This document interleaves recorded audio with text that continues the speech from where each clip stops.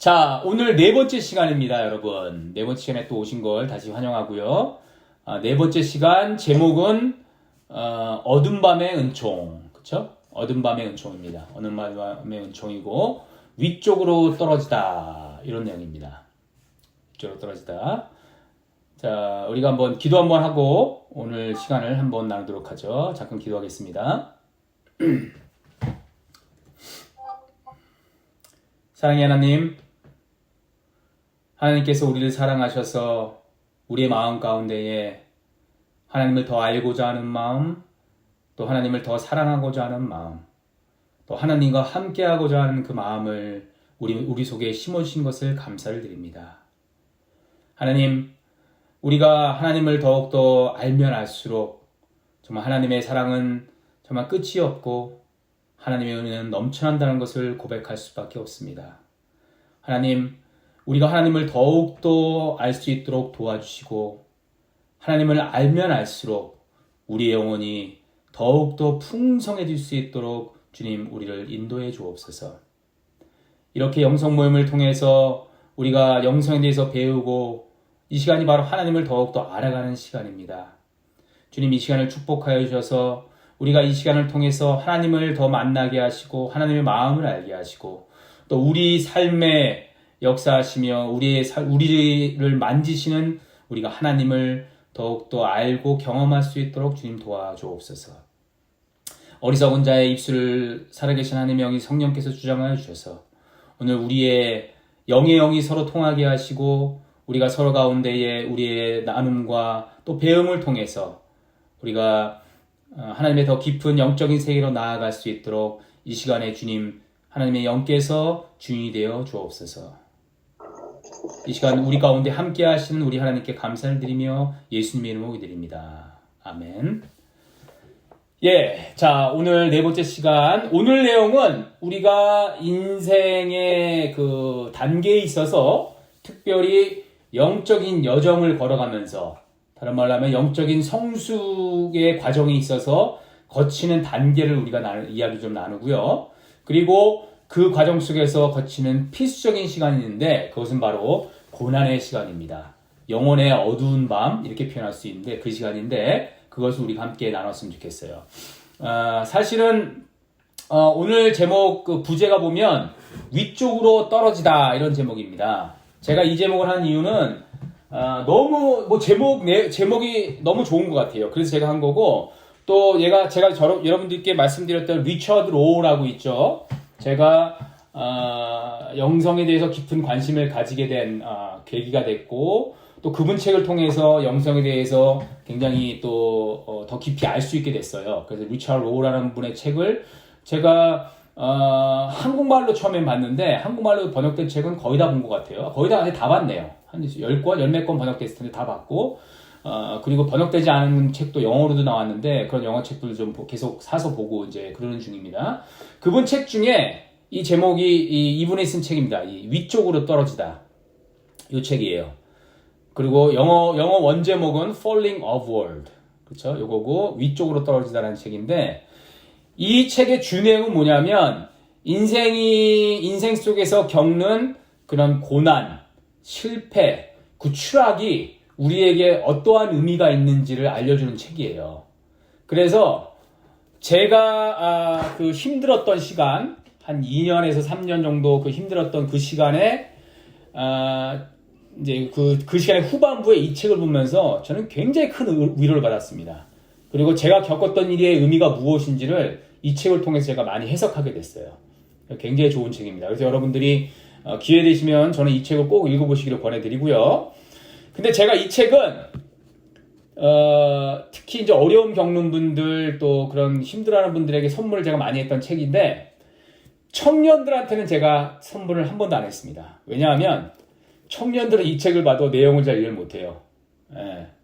이 책은 어떤 사람한테 좋냐 하면, 어떤 고난의 그런 큰 어려운 시간들을 겪거나 혹은 그 시간을 지나온 분들, 그러니까 대개는 좀 나이가 어느 정도 좀 드신 분들이겠죠. 한 40대, 50대 정도 되는 그 정도 인생의 쓴맛을 좀 아는 사람들이 보면 굉장히 도움이 될 책입니다. 근데 아직도 인생은 청춘의 찬란함을 즐기고 있을 때는 이 책을 봐도 무슨 말인지 전혀 이해를 못할 겁니다. 아마. 그래서 여러분들도 여러분들의 그 용안을 뵈니까 어느 정도 인생을 사신 분들인 것 같은데 인생의 쓴맛을 좀 경험하셨다면 이 책이 그래도 저는 큰 도움이 될 거라고 생각합니다. 한번 나중에 꼭 보시고요. 그래서 오늘은 이 책에 나와 있는 그 내용을 제가 차용해서 진행을 할 거예요. 그리고 이 책에서 사용하는 단어도 제가 또 차용해서 이 책의 내용을 바탕으로 한다는 거 여러분들이 아시면 될 것 같습니다. 자, 그렇게 아시면 될 것 같고. 자, 오늘 주제 구절은 이겁니다. 욥기 42장 5절 말씀입니다.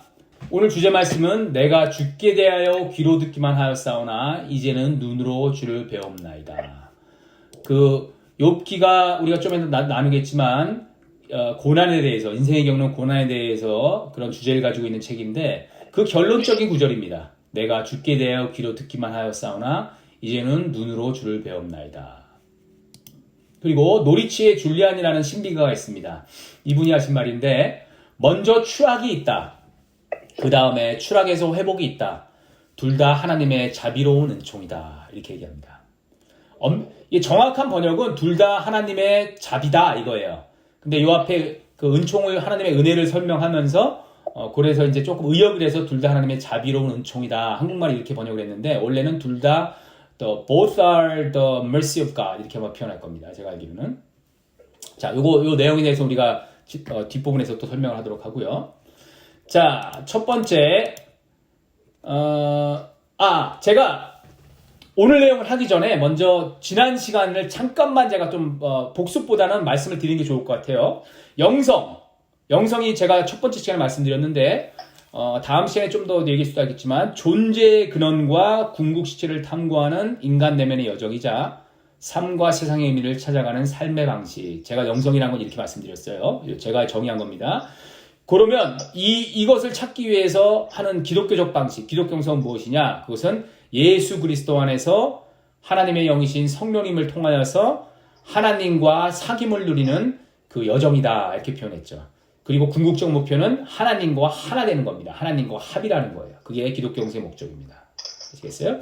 자, 그래서 이 기독교 영성의 가장 핵심적인 믿음, 그 파운데이션이 제가 뭐라 말씀드리냐면 바로 우리 안에 거하시는 하나님이라고 했죠. 하나님의 함께하심, 다른 말로 하면 하나님의 현존, 하나님의 임재. 그게 기독교 영성의 가장 핵심적인 믿음이라고 했어요. 이 믿음이 없으면 기독교 영성은 의미가 없습니다. 아시겠습니까? 내 안에 하나님이 거하신다. 하나님이 현존하신다. 이것이 기독교 영성의 아주 파운데이션, 기본적이고 가장 핵심적인 믿음입니다. 그리고 나는 어떻게 돼요? 그 하나님과 깊은 사귐을 누릴 수 있고 그리고 그 하나님과 궁극적으로 하나 되는 길로 나아갈 수 있다고 얘기를 드렸죠. 자, 그리고 인간이란 두 가지 모습, 이원성이 있다고 말씀드렸고 그것은 바로 성경의 용어를 표현하자면 겉사람이 있고 속사람이 있다고 말씀드렸습니다. 지난주에 우리가 나눈 거죠. 그래서 겉나와 참나, 겉사람과 참사람이 있다고 말씀드렸고 대개의 사람들은 이 겉사람을 위해서 살아가고 그렇게 살다가 죽는 사람도 많이 있습니다. 하지만 신앙이란 것, 영성이라는 것은 이 겉사람의 그 모습을 넘어서 속사람을 찾아가는 것이고 그것이 바로 영성이라고 말씀드렸어요. 지난 시간에 말씀드린 겁니다. 그리고 하나님 안에 내 안에 계신 하나님 안에 거하는 사람이 참 속사람, 참 사람이라고 말씀드렸습니다. 오늘 내용이 이 겉사람에서 속사람으로 들어가는 그 과정에서 우리가 경험하는 것들 그 단계에서 이루어지는 일들을 다룰 겁니다. 그래서 어떻게 보면 지난 시간에서 좀 연결되는 부분이 있다고 그렇게 이해를 하시면 될 것 같아요. 이어지는 부분이라고 생각하시면 될 것 같습니다. 자, 그래서 영적인 관점에서 봤을 때는요, 우리는 인생의 두 단계를 거친다고 말할 수가 있습니다. 그래서 첫 번째 단계는 인생의 전반기라고 이야기할 수 있고 두 번째 단계는 인생의 후반기라고 말씀을 드릴 수가 있어요. 이 용어는 사실은 여러분 혹시 칼 융이라는 그 정신분석학자를 들어본 적 있으세요? 칼 융이라는 심리학자인데 현대 심리학의 거의 기초죠. 이 사람이 이 사람의 스승이 프로이드인데 프로이드가 그 심리학을 거의 만들었다고 보면 되고 그 사람의 제자입니다. 근데 이 칼 융은 이 프로이드와 어떤 인간의 내면의 문제에서 많이 동일했기 때문에 제자로서 하다가 나중에 중간에 칼융과 결별을 합니다. 칼융의 그런 관점에 동의하지 않고 이 사람의 스스로의 학설을 세워나갑니다. 근데 이 칼융이 우리 기독교 영성을 이해하는데 큰 도움이 되는 분이에요. 그래서 굉장히 칼융을 여러분들이 심리학이나 정신분석에 관심 있으시면 칼융에 대해서 조금 알면 우리 영성을 기독교 영성을 이해하는 데 도움이 많이 될 겁니다. 근데 칼융에 의하면 인간은 인생의 전반기를 살아가고 인생의 후반기를 살아간다고 얘기합니다. first half, second half라고 표현할 수가 있는데 전반기 혹은 전반부라고 표현할 수 있겠죠. 그래서 뭐 축구의 전반전, 후반전 이런 식으로 표현할 수도 있겠고.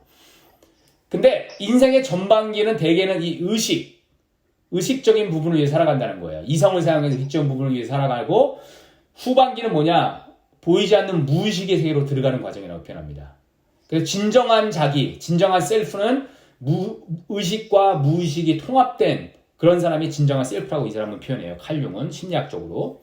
자, 근데 이 리처드 로 신부가 칼융을 공부한 사람이고 자기의 이론을 이 칼융의 이론의 그 바탕에서 적용시킨 거예요. 그래서 인생의 전반부, 이 책에서는 인생의 전반부, 후반부 표현하는데 저는 전반기, 후반기 이렇게 표현했어요. 어쨌든 이 책에서 인생의 전반기와 후반기를 나눠서 표현해요. 우리 영적인 단계에 있어서, 영적인 여정에 있어서.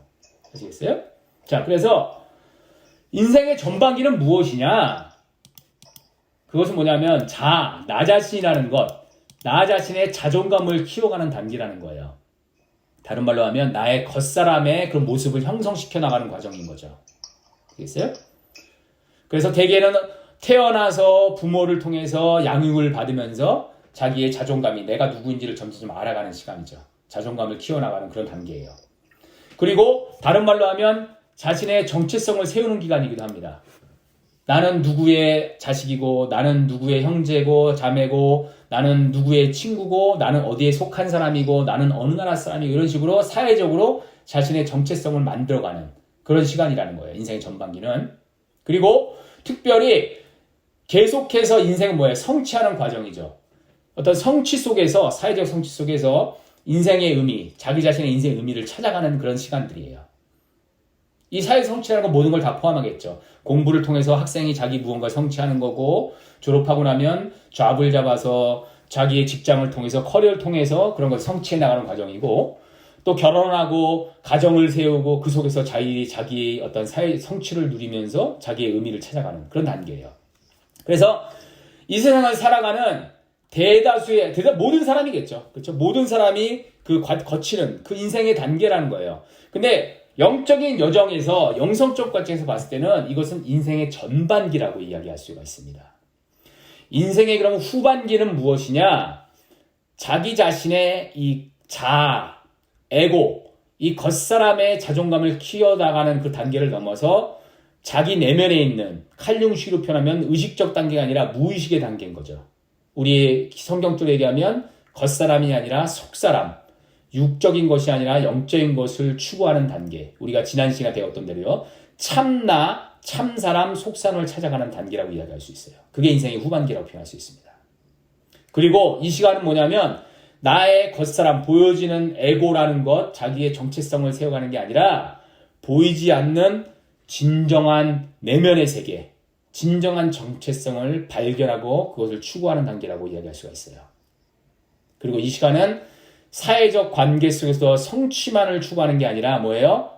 영적인 성숙, 내면의 성숙을 이루어가는 단계라고 표현할 수가 있습니다. 이것은 기독교만 이야기하는 것이 아니에요. 종교와 상관없이 인간이 영적인 것을 추구하면 이러한 시간들로 나아간다는 것이고 모든 다른 종교 전통도 이것을 추구하는 거죠. 아시겠어요? 우리 기독교 역시도 바로 성경에서 끊임없이 말하는 너의 옛사람을 버리고 새사람을 입으라. 그렇죠? 겉사람을 벗어나 속사람으로 나아가라. 육이 아니라 영적인 것을 추구하라. 이 모든 것이 바로 인생의 후반기에 관련된 것이라는 거죠. 스스로 나는 지금 인생의 전반기에 속해 있나? 아니면 인생의 후반기에 속해 있나? 아니면 그 중간 어디쯤에 있나? 아니면 전반기에 있다가 후반기로 갔다가 다시 전반기로 돌아갔다가 또 후반기로 가는지. 여러분들이 한번 오늘 시간을 하면서 나는 어디쯤에 있는 것 같은가 한번 스스로 한번 자문을 하면서 이 시간을 한번 해보시기 바랍니다. 그런데 많은 사람들의 문제, 뭐 우리들의 문제겠죠. 그 문제는 뭐냐면 영적인 부분에 있어서 전반기에서 후반기로 넘어가야 되는데 넘어가지 않고 대개는 전반기에 머물러 있는 사람들이 많다는 거예요. 아시겠어요? 근데 전반기에 머물러 있는데 대개는 이 두 가지 문제가 있어요. 첫 번째 뭐냐면 전반기에는 사실 필요한 게 뭐냐면 건강한 자아상을 가져야 돼요. 내가 누구인지를 바로 이해를 하고 자기 자신에 대해서 건강한 자아상을 가지는 게 굉장히 중요합니다. 좋은 자존감을 세우는 게 되게 중요해요. 그래서 뭐 가정 뭐 상담 이런 거 하면 그런 얘기를 많이 하잖아요. 자녀들한테 자존감을 심어 주십시오. 그렇게 얘기하잖아요. 건강한 자존감을 가지는 게 되게 중요합니다.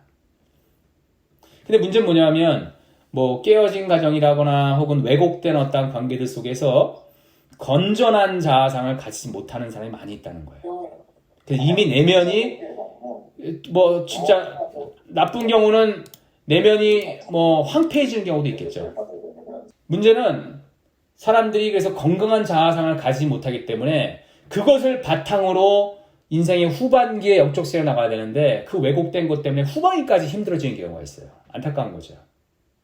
그런 문제가 첫 번째 있는 사람들이 있고 또 하나는 어떻게 보면 대부분의 사람들은 특히 종교를 가지지 않거나 영적인 걸 관심 없는 사람들은 대부분 어때요? 그냥 전반기 인생을 위해서 평생을 살다가 그렇게 맞추는 거예요. 그냥. 뭐 그 사람들은 그게 인생의 즐거움이고 그게 난 해피했다 그러면 할 말이 없겠지만 어떤 영적인 관점에서 봤을 때는 어떤 면에서 좀 안타까운 거죠. 진정한 세계로 들어가지 못했기 때문에. 그렇죠? 그냥 인생의 전반부에만 그냥 머물러 있다는 거예요.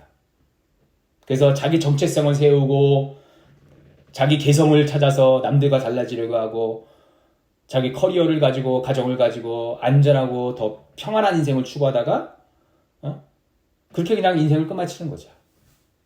그렇게 끝난다는 거예요. 이런 인생이 뭐 사실은 잘못했다고 보긴 좀 그래요. 그렇죠? 필요한 거예요. 좋은 것이고 필요한 것입니다. 그렇게 살아가는 인생도. 근데 뭐예요? 그게 충분치 않다는 거죠. 제가 첫 번째 시간에 말씀드렸다시피 이런 것들은 필요한 것이지만 돈으로 제가 예를 들었죠. 돈을 벌고 돈을 추구하는 인생이 필요한 겁니다. 살기 위해서. 하지만 참된 행복, 진정한 충만함을 주기에 충분하지가 않다는 거죠. 그게 문제인 거죠. 우리가 신앙생활 하다 보면 그런 것들을 많이 경험하게 된다는 겁니다. 충분하지 않다는 것. 그래서 우리에게 필요한 건 뭐예요? 뒷부분에서 바로 뒤에 나오지만 더 먼 여행을 떠나야 된다는 거예요. 그게 영적 여행이라는 거죠. 자, 그래서 안타까운 것은 많은 사람들은 후반기로 나아가지 못한다는 겁니다.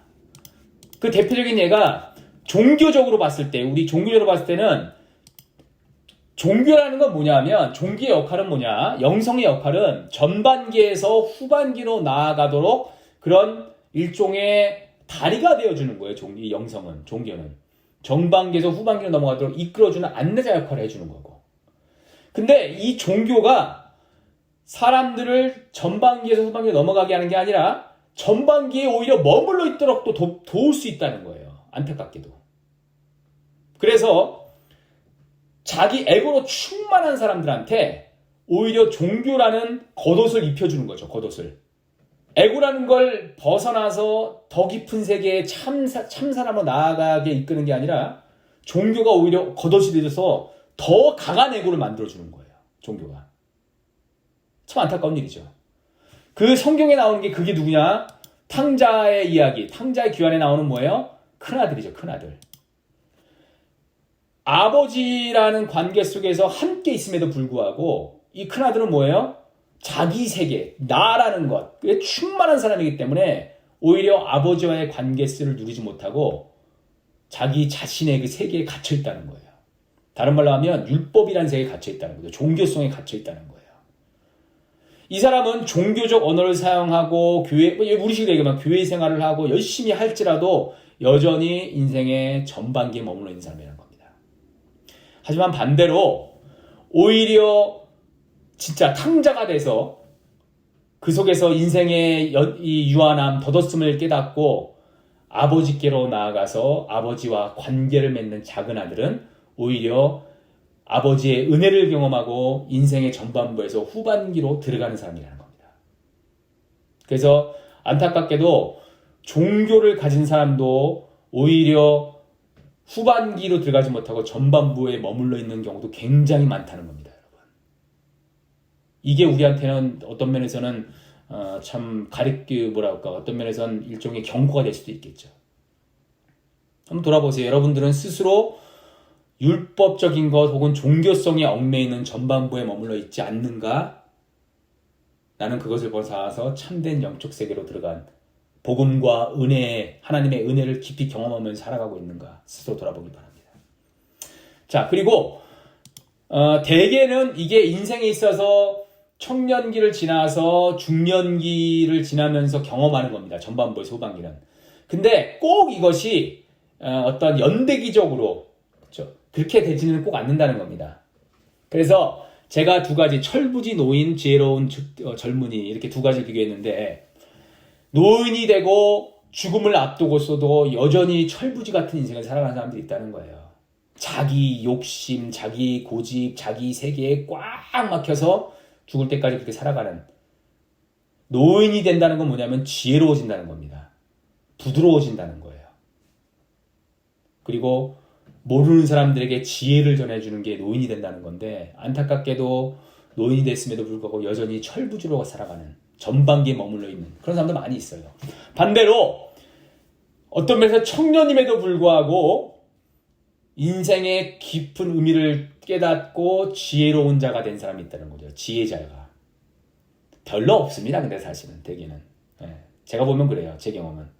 이거는 조금 여담인데 저는 그래서 목사는 가능하면 40전에 안 되는 게 좋습니다. 저는 그렇게 봅니다. 목사라는 건 뭐냐면 어쨌든 사람들을 가르쳐야 하고 사람들의 영적인 이야기를 해줘야 되는데 대개는 40전에는 인생의 의미를 모르는 것 같아요. 제가 저 자신이 그랬습니다. 그리고 특별히 담임 목사는 저는 40대 중후반 이후에 담임 목사라는 게 저는 좋다고 봅니다. 과연 그 전에 담임 목사라는 역할을 40 전에 할 수 있을까? 저는 굉장히 회의적입니다. 저는 그렇게 생각합니다. 근데 그렇지 않은 사람도 가끔은 있다는 겁니다. 누굴까요? 저는 그 사람이 우리 예수님이라고 생각합니다. 예수님.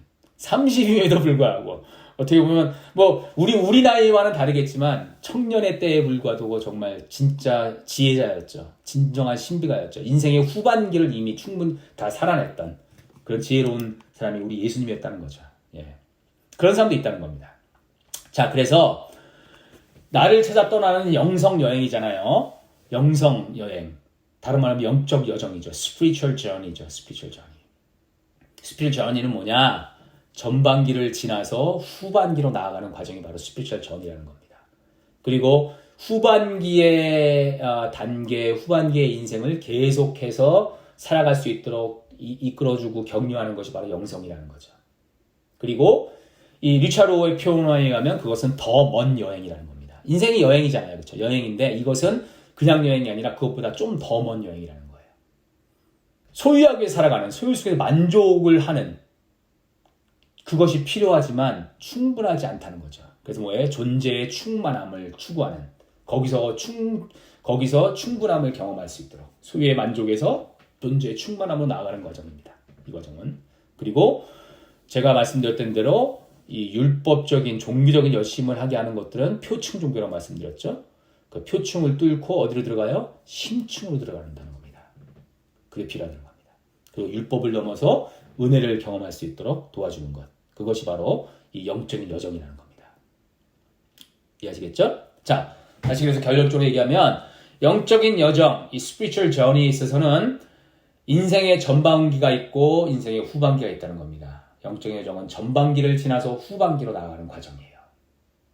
그런데 지혜로운 사람은 아주 스무스하게 전반기에서 후반기로 넘어가는 경우도 있습니다.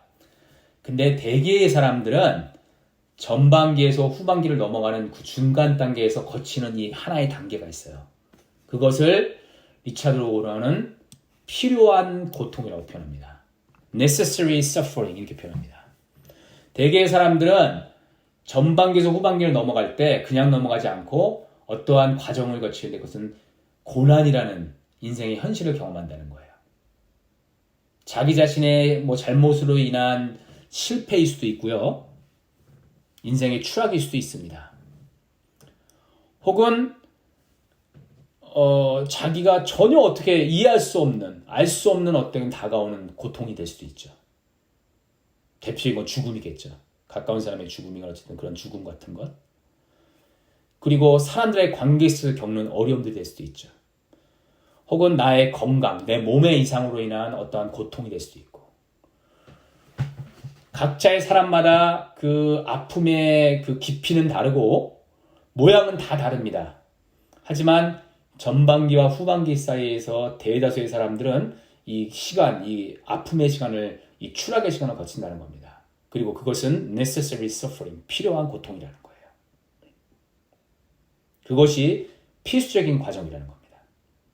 그렇기 때문에 우리는 영적인 것을 다룰 때, 영성을 다룰 때 이 고난을 피할 수가 없습니다. 고난이라는 것을 굉장히 중요하게 다뤄야 돼요, 우리는. 사실은 저는 이 고난에 대해서 한 3, 4가 정도 깊이 다루고 싶은 마음이 있어요. 그만큼 영성에 있어서는 고난은 되게 중요한 주제입니다. 그리고 많은 신비가들, 우리의 앞서갔던 신비가들이 그렇기 때문에 이 고난의 의미를 굉장히 깊이 있게 다룹니다. 제가 좀 이따 이야기 나누겠지만 십자가의 성 요한이라는 분이 계시는데 어둠 밤이라는 책을 쓰신 분이에요. 이분도 영혼의 어둠 밤, 이 고난이 얼마나 중요한 것인지, 왜 고난의 시간을 겪어야 되는지를 굉장히 깊이 있게 얘기합니다. 근데 어쨌든 이 리처드 로도 마찬가지로 굉장히 고난이라는 것은 피할 수 없는 필요한 고통의 시간이라는 거죠. 그리고 아까 말씀드린 대로 대개는 다른 말로 일반적으로 표현하는 중년의 위기라고 표현하는 시간이 될 수도 있어요. 보통은 40, 50세 정도, 그런 40대에서 50대 사이 그 나이에 경험을 한다는 겁니다. 그리고 이 시간은 뭐냐면 영혼의 어두운 밤. 제가 방금 전에 보여드린데 이 십자가의 성 요한, 이분이 표현하신 표현이에요. 영혼의 어두운 밤을 경험한다는 겁니다. 그래서 아까 말한 고난과 아픔과 실패와 추락을 통해서 일종의 영적인 위기죠. 영적인 위기를 경험하는 시간이에요. 이 십자가의 성 요한에 의하면 하나님은 우리가 얘기했지만 있음이시고 나는 나다라고 표현하셨죠. 현존하시는 분이고 존재 자체이죠. 그렇죠? 하나님은 있음이시며 현존이시며 존재 자체라고 우리가 첫 번째 시간에서 하나님의 현존에 대해서 배울 때 얘기를 했는데, 영혼의 어두운 밤, 이 시간을 통해서 경험하는 건 뭐냐면 하나님의 없음을 경험하는 겁니다. 하나님의 없음. 그리고 하나님의 없음이고 공허. 다른 말로 하면 물을 경험하는 거예요. 이 시간을 통해서. 그리고 결국 이 시간을 통해서 존재의 너머를 보게 된다는 겁니다. 십자가의 성 요한은 이렇게 얘기하는 거예요. 그래서 나다라고 표현합니다. 이 스페이스 하는 데서 나다라고 표현하는데, 영혼의 어둠 밤 속에서 경험할 때 뭐냐면 영혼이 철저한 어둠 속에 처한다는 거예요. 그래서 아무것도 보이지 않고 아무것도 들리지 않고 아무것도 느낄 수 없는 일종의 무감각의 시간이에요. 근데 왜 이 시간이 필요하냐? 십자가의 성 요한에 의하면 그 영혼의 정화의 시간이에요. 이 고난의 시간을 통해서 정화된다는 겁니다. 정화. 그래서 이거는 영성에 있어서 굉장히 중요한 용어 중에 하나예요. 정화, 조명, 그 다음에 합일, 이 과정으로 나아간다고 일종의 영적 과정에서 얘기를 하는데, 영혼의 어두운 밤에서 경험하는 건 뭐냐면 일종의 정화의 시간을 거쳐서 하나님과의 합일로 나아가기 위해서는 이런 철저한 없음과 공허와 무와 그런 걸 경험하게 된다는 겁니다. 그리고 진정 하나님과의 하나됨을 경험할 수 있다는 거예요. 십자가의 성 요한에 의하면. 그래서 그 시간을 영혼의 어두운 밤 이렇게 표현합니다. 그래서 지난 시간에 보면 우리의 옛사람과 새사람이 있다고 그랬죠. 겉사람과 속사람이 있다고 그랬죠. 옛사람이 죽고 새사람이 태어나는 일종의 그런 트랜스포메이션, 변형되는 그 과정이라고 표현할 수도 있어요. 구약 성경에 보면 그런 대표적인 예가 어디에 나옵니까? 요나가 기도, 요나가 뭘 해요? 요나가 고래 뱃속에, 물고기 뱃속에 들어가서 철저한 어둠 속에 처하는 거죠. 그렇죠? 그런 어둠 속에 처하는 과정, 그리고 그 속에서 하나님을 다시 만나서 하나님을 또 요나가 이제 경험하게 되죠. 그런 시간입니다. 그리고 또 십자가를 우리 예수님이 경험했던 것도 바로 그런 겁니다. 우리 예수님께서 십자가상에서 그렇게 외치시잖아요. 나의 하나님, 어찌하여 나를 버리셨나이까. 그렇죠? 버림당하는 그 고통인 거죠. 철저한 버림당함, 그 속에서 영혼의 어두운 밤을 경험하셨던 거예요, 예수님께서도. 그렇죠? 어째 나를 버리셨나이까. 하나님의 없음을 경험하는 그 시간인 겁니다. 영적인 성숙, 하나님의 현존 안에 있는 참 사람을 경험하기 위해서는 바로 영적인 이 나의 옛사람이 깨어져야 된다는 거예요. 전반기의 시간은 그래서 마치 우리 성경에 보면 옥합이 나오잖아요. 아름다운 그 옥합이 뭐예요? 아름다운 그 어떤 보석함처럼 생겼잖아요. 아름다운 함이 있는데 이 함을 준비하는 시간이에요. 전반기는. 근데 이 옥합의 중요한 목적은 뭐예요? 이 아름답게 이쁘게 생긴 이 껍데기를 보여주는 거예요? 아니죠. 그 안에 뭐가 담겼어요? 향유가 담겨 있잖아요. 향기가 퍼져나가야 되는 거죠. 그렇죠? 목적은 그 향유를 퍼져나가게 하는 거예요. 그런데 그 퍼져나가게 하기 위해서는 뭐가 필요해요? 옥합은 깨져야 돼요. 옥합이 깨지지 않고 그대로 있으면 뭐예요? 향기는 퍼져나가지 않습니다. 깨져버려야 된다는 거예요. 전반기는 마치 이와 같이 옥합을 준비해서 후반기로 나아가서 옥합이 나의 옛사람에 깨어지고 거기에서 뭐예요? 향기가 퍼져나오는 겁니다. 하나님의 영이 역사하시면서 내 영혼이 반응하면서 그러면서 영적인 것들, 그 영적 향기들이 퍼져나가는 거죠. 됐어요? 바로 그 과정인 겁니다. 이 중간에 이 과정이. 그때 우리가 경험하는 건 뭐예요? 약함의 은총을 경험하죠. 철저한 무기력함, 내 자신의 한계, 그런 것들을 경험하는 거예요. 그리고 고백하는 게 뭐예요? 사도 바울의 고백처럼 사도 바울이 그 자신에 있는 가시를 갖다가 주님 없애주십시오 하고 계속해서 고민하면서 기도했더니 뭐예요? 내 은혜가 내게 족하다. 그리고 뭐예요? 바울이 고백하는 게 그래서 내가 약하기 때문에 오히려 하나님의 강함을 경험할 수 있다고 표현하잖아요. 그래서 약한 그때의 강함이다. 약함의 은총을 오히려 경험하는 시간이라는 거예요. 됐어요? 그래서 전반기와 후반기 사이에 있는 그 과정, 필요한 고통의 시간, 그 시간에 필수적으로 대다수 사람이 경험한다는 겁니다. 그러면 성경 속에서 그러면 그것을 경험했던 한 사람 이야기를 우리가 찾아볼 겁니다. 그 욥의 이야기입니다. 자, 성경에 보면 전반기에서 후반기의 과정을 넘어갔던 사람이 바로 욥입니다. 욥. 그래서 우리 욥의 이야기를 통해서 우리가 이 고난을 좀 다뤄볼 텐데, 자, 사람들은 욥기를 통해서 뭐 욥기가 그런 거 알잖아요. 뭐 교회 안 다니는 사람도 성경엔 욥기가 있는데 이 욥기는 고난이라는 걸 다루는 책이다. 그쵸? 그거를 대개는 압니다. 그리고 우리가 여러분들 욥기 혹시 읽어보셨어요? 욥기를 읽으면서 우리가 바라는 건 뭐예요? 왜 우리가 고난을 당하는지, 그 고난의 이유를 갖다가 그 시원한 답을, 우리가 고난을 왜 당하는 거야? 도대체 고난은 뭐 어떻게 당해야지? 그 이유를 좀 알고 싶어 한다는 거예요. 고통의 이유. 근데 욥기는 고통의 이유, 고난의 이유를 이야기해주지 않아요. 그게 재밌습니다. 결론을 보면 허무합니다. 사실 어떻게 보면. 아시겠어요? 하지만 우리는 이 욥기를 통해서 그 욥기의 해석을 통해서 고난이 우리에게 가르쳐주는 건 무엇인지 그것을 발견할 수는 있죠. 그래서 우리가 대표적인 그 고난을 다루는 게 욥기이기 때문에 욥기를 통해서 한번 살펴보도록 할 텐데요. 여러분 욥기의 전체 스토리를 러프하게 말씀드리면 1, 2장은 욥이 당하는 고난에 대한 이야기입니다.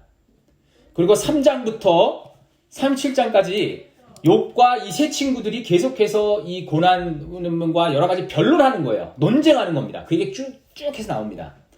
그 다음에 38장에 하나님이 등장하시죠. 38장부터 32, 41장까지 하나님이 이제 이야기하시는 그런 얘기가 쭉 나와요.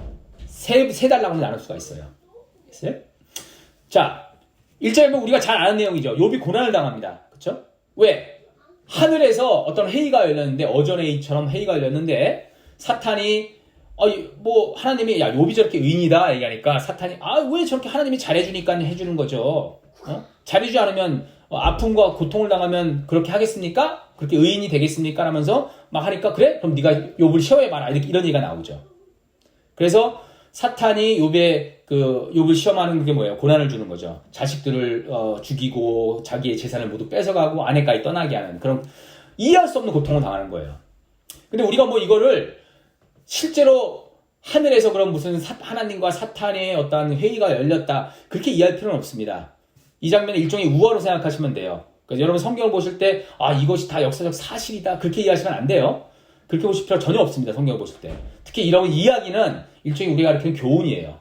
그래서 하늘에서 무슨 일이 열렸다 그렇게 보시지 말고 저는 이렇게 보는 거예요. 하나님께서는 어쨌든 이유는 알 수 없지만 고난을 허락하신다는 거예요. 우리에게 고난을 허락하신다는 거예요. 그것을 보여주는 장면이에요.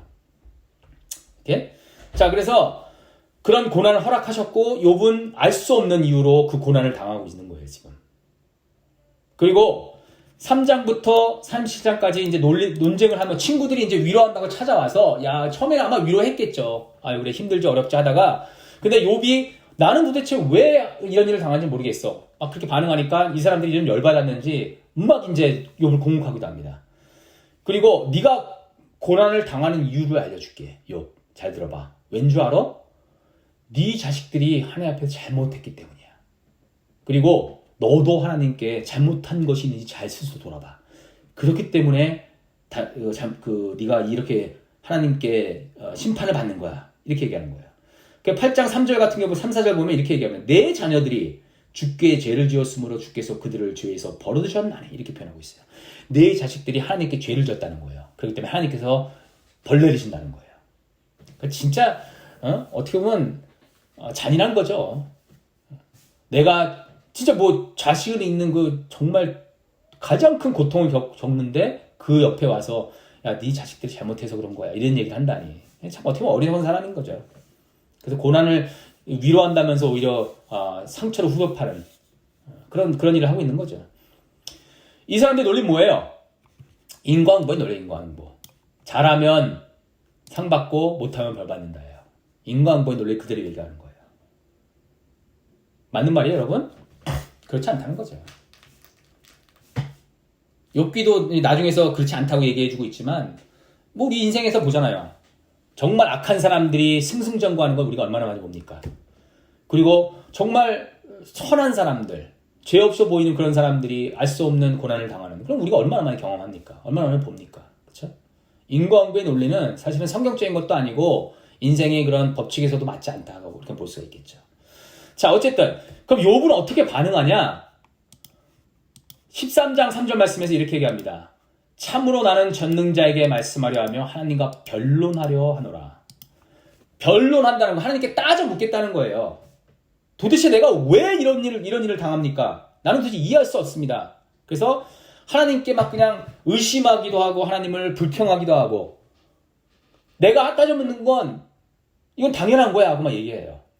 또 23장 2절 말씀 이렇게 말합니다. 내가 반항하는 마음과 근심이 있나니 내가 받는 재앙이 탄식보다 무거움이다. 이렇게 표현하고 있어요. 뭐예요? 반항하는 마음이 있다는 건 하나님께서 대들겠다는 거예요. 하나님에 대해서. 하나님! 도대체 내가 이런 일을 왜 겪어야 하는 겁니까? 하나님이 전능하다면서 무엇을 하고 있는 겁니까? 사랑의 하나님이라면서 나를 어떻게 이런 고통 가운데 놓아둘 수 있습니까? 아니 하나님이란 분 당신은 실제로 있는 존재하는 분이기라도 합니까? 이렇게 따져 묻는 거예요. 막 반항하고 있는 거예요. 하나님께서 막 소리치는 겁니다. 이게 바로 욥이 하고 있는 거예요. 저는요 여러분 인생의 고통을 겪는 시간에는 하나님께 이렇게 따져 묻고 하나님께 반항해야 된다고 생각합니다. 심지어는 하나님께 삿대질하면서 욕하는 것도 좀 필요하다고 생각합니다. 딴 사람한테 욕하느니 하나님께 쌍욕하는 게 저는 훨씬 낫다고 봅니다. 제 자신이 그랬습니다. 저는 좀 부끄러운 얘기지만 제가 고통수에 처했을 때 저는 욕할 때 욕하면서 하나님께 기도했습니다. 이런 쌍시옷 하면서 막 그러면서 저는 실제로 그렇게 하나님께 기도를 많이 했었어요. 왜? 욥이 우리에게 그런 모범을 보여줬기 때문에. 그렇죠? 욥이 하고 있는 게 바로 그런 거예요. 지금 하나님께 막 욕하고 있는 거예요. 그리고 저는요 하나님께서는 나의 이 모습 그대로를 받아주신다고 저는 믿습니다. 그 모습 그대로를. 여러분 무조건 의심 없이 믿는 것, 무조건 믿는 것 그것도 좀 좋다고 생각합니다. 하지만 진정 성숙한 믿음은 오히려 의심을 통과한 믿음이 성숙한 믿음이에요. 하나님을 의심하고 하나님께 불평하고 하나님께 따져 묻고 하는 것도 믿음의 한 과정이에요. 사실은 굉장히 중요한 겁니다. 여러분 시편을 보잖아요. 시편 150편 있잖아요. 우리는 시편을 찬양을 맨날 할 때 하나님을 찬양하라 경배하라 할렐루야 맨날 이런 얘기만 나오니까 시편이 하나님을 찬양하는 그 시편들이 많은 것처럼 보이잖아요. 그렇지 않아요. 찬양하는 노래가 더 많은 건 뭐냐면 탄원시라고 표현하거든요. 탄식하는 거예요. 고통을 토로하는 거예요. 하나님에 대해 따져 묻는 거예요. 아시겠어요? 그런 시편이 찬송시보다 시편에 훨씬 많이 담겨 있어요. 그러면 이 시편 이게 가르쳐 주는 건 뭐냐? 성경 전통은, 우리 기독교 전통은 인간이 겪는 아픔과 고통과 그 속에서 터져나오는 우리의 괴로움의 탄성, 막 그 외침, 이것을 무시하지 않는다는 거예요. 그걸 그대로 인정한다는 거예요. 그것이 성경에 그대로 다 담겨 있다는 거예요. 그렇기 때문에 저는 이 시편의 전통에 따라서 괴로움과 고통에 처했을 때 하나님께 쌍욕을 하면서 하나님께 뭐 정확히 기도도 아니죠. 여기 표현대로 반항하면서 하나님과 변론하는, 저는 그런 게 믿음의 한 모습이라고 저는 생각합니다. 그런 게 필요하다는 거예요. 근데 욥이 그렇다면 이걸만 하고 끝내느냐? 그렇진 않죠. 그 과정 속에서 지나면서 어떤 걸 경험해요? 그래, 내가 이 아픔과 고통 속에 있지만 이게 끝은 아니야. 그 너머에 무언가는 있을 거야라는 그 소망을 버리진 않죠. 그게 뭐예요? 우리가 아는 유명한 구절이죠. 나의 가는 길을 오직 그가 하시나니 그가 나를 단련하신 후에는 내가 정금같이 나오리라. 내 영혼이 이 시간을 통해서 순결해진다는 겁니다. 순수해진다는 거예요. 그리고 하나님을 다시 만나고 하나님과 하나 되는 그 순수함으로 나아갈 수 있기를 소망하는 거예요. 이게 욥의 반응이었어요. 자, 그리고 38장 이후에 여러분들이 나중에 기회 되면 욥기의 38장 이후를 쭉 보세요. 이제 하나님이 등장하십니다. 그럼 이제 우리가 기대했던 건 뭐예요? 하나님, 욥아 힘들었지. 그래, 네가 당하는 고통 너는 이해할 수 없지만 네가 그것을 왜 당했는지 아냐? 고난의 섭리는 무엇인지 아냐? 내가 그 의미를 알려주겠다. 네가 고난을 당했던 이유는 이런 이렇게 된다 라고 이야기해주면 얼마나 좋을까요? 근데 하나님은 전혀 그렇게 얘기하지 않습니다. 쉽게 말해봅니다. 야 이놈아! 이렇게 딱 등장하십니다.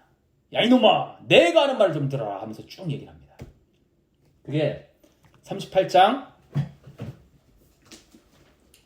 딱 보면 하나님께 딱 등장하셔서 바로 이렇게 얘기합니다. 38장에서 무지한 말로 생각을 어둡게 하는 자가 누구냐? 너는 대장부처럼 허리를 묶고 내가 내게 묻는 것을 대답해라! 이렇게 얘기하고 있어요.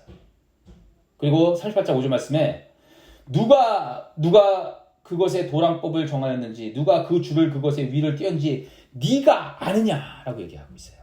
그리고 계속해서 나오는 게 뭐냐면 하나님이 행하신 이 위대한 일들, 하나님 무슨 일을 하시는지, 하나님 어떤 존재인지를 쭉 막 설명합니다. 쉽게 말하면 전능자, 위대한 존재라는 것을 막 설명하면서 네가 도대체 뭘 아냐? 이렇게 얘기하고 있어요.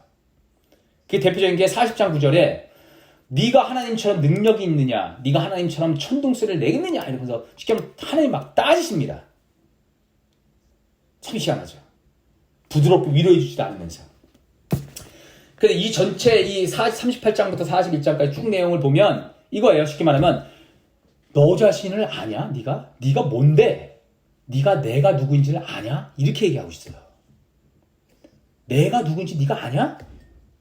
아시겠어요? 내가 누구인지 네가 아냐? 이 얘기예요. 여러분 한번 묵상해 보세요. 깊은 고난을 경험했던 그 욥에게 하나님의 답은 내가 누구인지 네가 아냐? 그거예요. 무슨 의미일까요? 한번 여러분들도 묵상하셔서 한번 고민해 보세요. 내가 누구인지 네가 아냐? 하나님이 내가 누구인지 알라는 말씀은 네가 누구인지 아냐는 거예요. 네가 누구인지 너 자신 넌 알고 있어? 네가 알고 있는 너는, 네가 의인이라고 생각했던 너는 옛사람이었다는 겁니다. 너는 지금까지 나를 믿고 살아왔던 것들이 겉사람의 모양으로 나를 추구했다는 겁니다. 너 자신을 스스로 모르고 있다는 겁니다. 너 자신을 스스로 모르고 진정한 나를 아직도 모르고 있다는 겁니다. 진정한 하나님이 뭔지 아직 넌 알지도 못한다는 겁니다. 그리고 고난을 통해서 네가 경험할 수 있는 건 뭐냐? 이젠 네가 나를 알 수 있게 될 것이다 라고 얘기해 주는 거예요.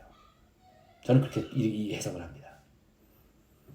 네가 의인이었음에도 불구하고 나를 알지 못했고, 너를 알지 못했고 하나님을 알지 못했다는 겁니다.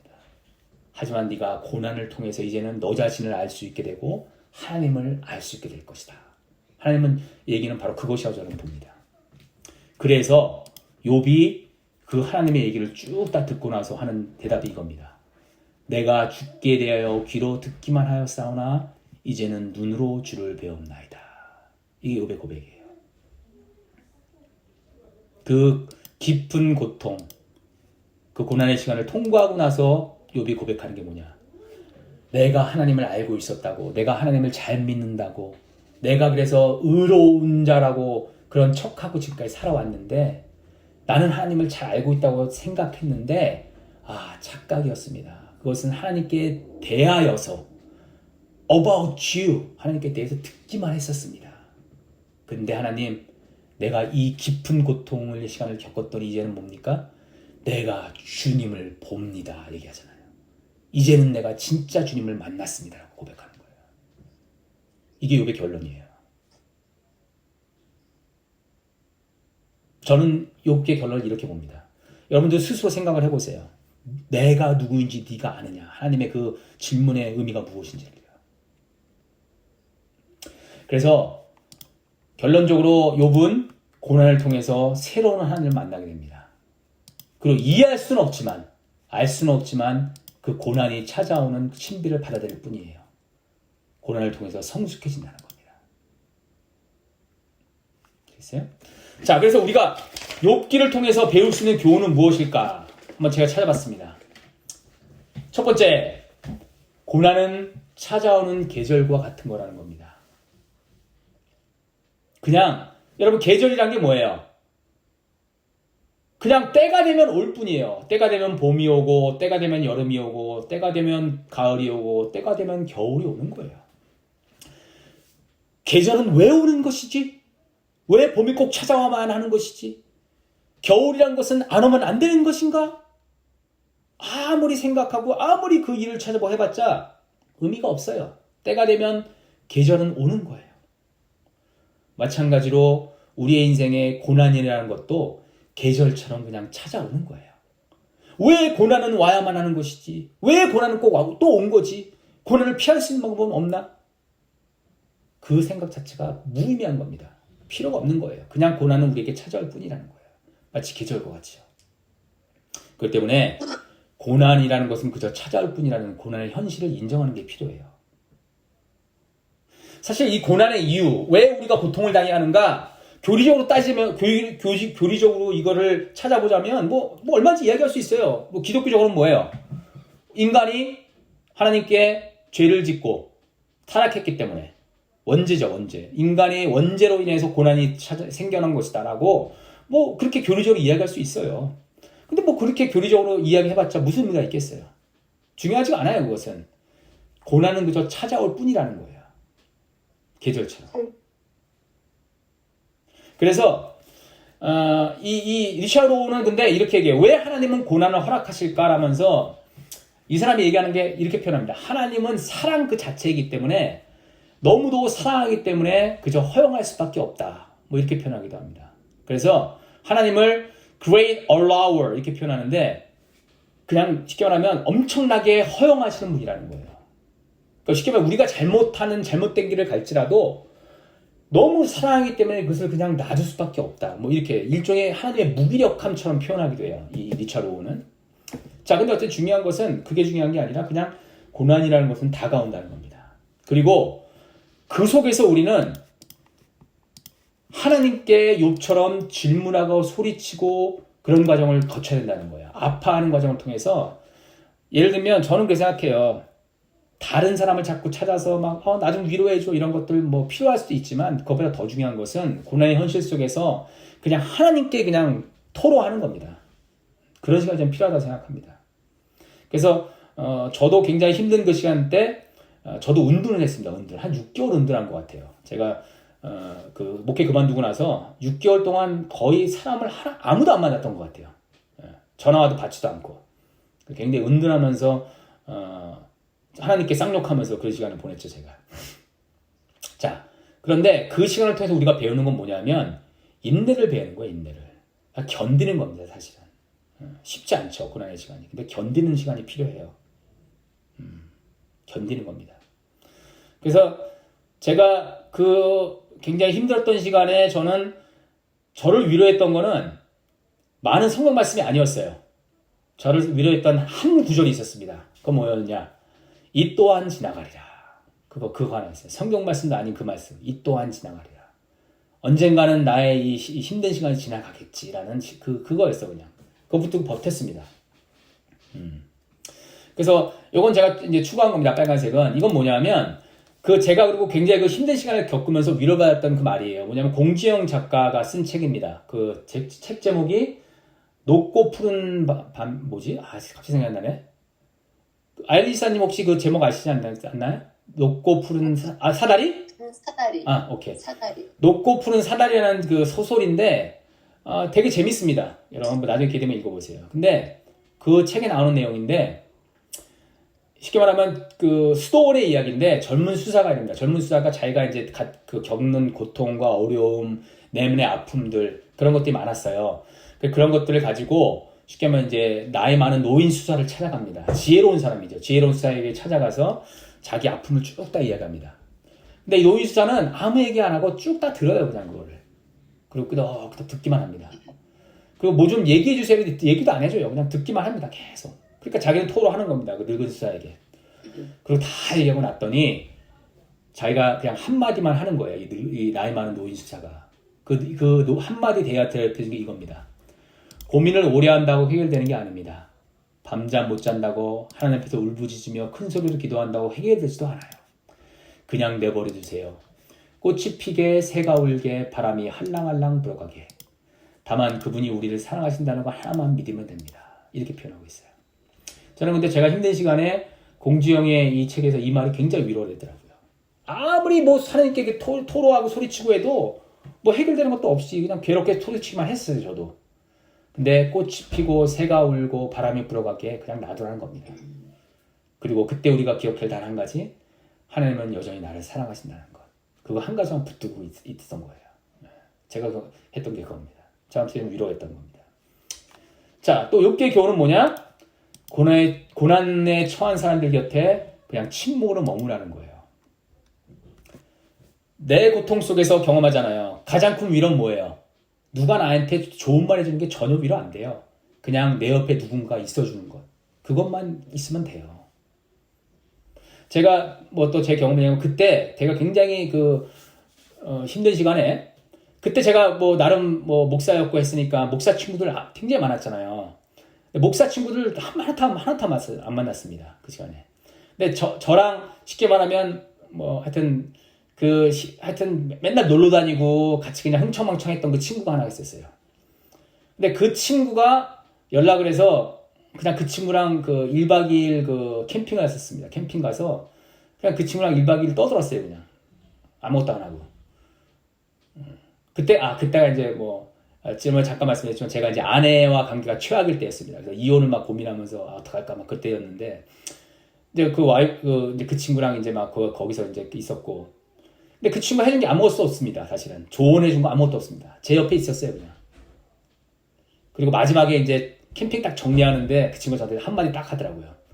제 후배예요, 사실은. 근데 이렇게 얘기하더라고요. 형, 지는 게 이기는 거야. 이기려고 하지 마. 한마디 딱 하더라고요. 이게 이제 주님의 말씀이었죠. 그 뒤부터 제가 아내에게 지기 시작했는데, 어쨌든, 자, 고난에 처했을 때 위로는 다른 게 아닙니다. 옆에 있어주는 겁니다.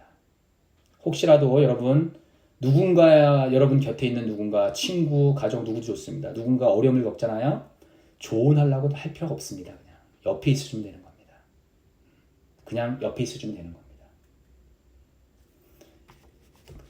위로해준다고 야 네가 뭐 잘못했는지 한번 생각해봐.